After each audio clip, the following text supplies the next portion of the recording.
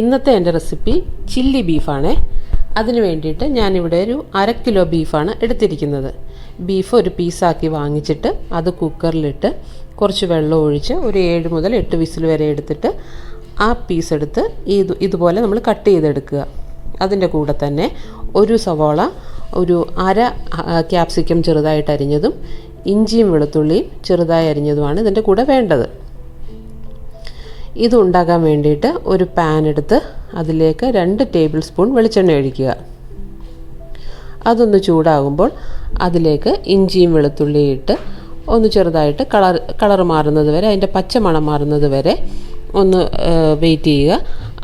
അതിനുള്ളിലേക്ക് നമ്മൾ അരിഞ്ഞു വെച്ചിരിക്കുന്ന സവോളയിട്ട് കുറച്ച് ഉപ്പും ഇട്ട് നന്നായി ഇളക്കുക.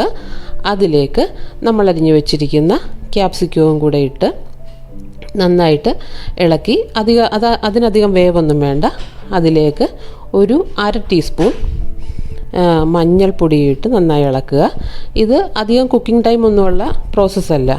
പിന്നീട് എരിവിനാവശ്യമായ, ഞാനിതിനകത്ത് ഒരു അര സ്പൂൺ മുളക് പൊടിയാണ് ഇട്ടിരിക്കുന്നത്.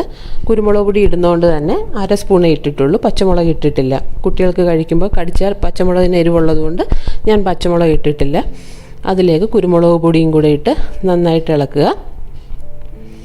അതെല്ലാം നന്നായി മിക്സായി കഴിയുമ്പോൾ 1 സ്പൂൺ സോയാ സോസ് ഒഴിക്കുക. സോയാ സോസ് ഒഴിച്ച് അതൊന്ന് മിക്സായി കഴിയുമ്പോൾ അതിലേക്ക് ടൊമാറ്റോ സോസ് കൂടെ ചേർത്ത് നന്നായി ഇളക്കിയെടുക്കുക.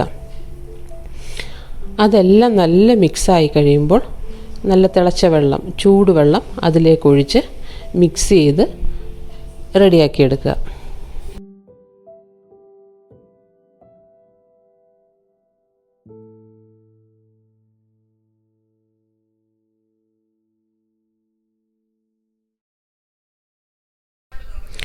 ബീഫ് ഗ്രേവിയുമായി നല്ലപോലെ മിക്സായി കഴിയുമ്പോൾ നമുക്ക് 1.5 ടീസ്പൂൺ കോൺഫ്ലവർ കുറച്ച് വെള്ളത്തിൽ മിക്സ് ചെയ്തതിന് ശേഷം ആ മിക്സ് നമ്മുടെ ഗ്രേവിയിലേക്ക് മിക്സ് ചെയ്ത് നന്നായി ഇളക്കിയെടുക്കുക. നമുക്ക് എത്രത്തോളം തിക്നെസ് നമ്മുടെ ഗ്രേവിക്ക് വേണോ അത്രയും നേരം ഇളക്കുക.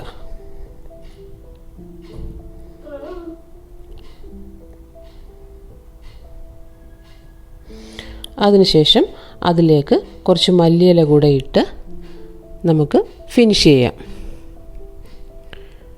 ഇന്നത്തെ റെസിപ്പി നിങ്ങൾക്കിഷ്ടമായെങ്കിൽ do like, share and subscribe. Thank you. മറ്റൊരു വീഡിയോയുമായി അടുത്ത ദിവസം വീണ്ടും കാണാം.